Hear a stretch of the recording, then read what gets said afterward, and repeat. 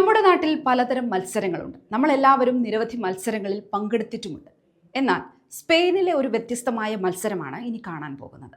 സ്പെയിൻ്റെ national sister championship ഉച്ചയുറക്കം ആഘോഷിക്കപ്പെടുകയും പ്രോത്സാഹിപ്പിക്കുന്നതുമായ ഒരു വാർഷിക പരിപാടിയാണ്. 2019 ഈ മത്സരം തുടങ്ങിയത്. മാത്രമല്ല ദിവസങ്ങളോളം നീണ്ടു നിൽക്കുകയും ചെയ്യും. ഇനി മത്സരം എങ്ങനെയാണെന്ന് നോക്കാം.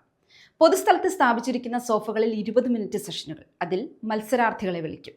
കണ്ണടച്ച് വെറുതെ കിടന്നാൽ മതിയോ എന്ന് കരുതിയെങ്കിൽ തെറ്റി. യഥാർത്ഥ ഉറക്കമാണോ എന്ന് സ്ഥിരീകരിക്കാൻ ഹൃദയമിടിപ്പ് നിരീക്ഷിക്കും. ഇനി ഉറക്കത്തിന്റെ ദൈർഘ്യം അടിസ്ഥാനമാക്കിയാകും മാർക്ക് നൽകുക. കൂർക്കം വലി, വ്യത്യസ്തമായ സ്ലീപ്പിംഗ് പൊസിഷനുകൾ, വ്യത്യസ്തമായ ഉറക്ക വസ്ത്രങ്ങൾ എന്നിവയ്ക്കൊക്കെ മാർക്കുകൾ കൂടും. വിജയികൾക്ക് ക്യാഷ് പ്രൈസും ലഭിക്കും. മികച്ച പ്രകടനം നടത്തിയാൽ കാത്തിരിക്കുന്നത് 1000 യൂറോ വരെയാണ്.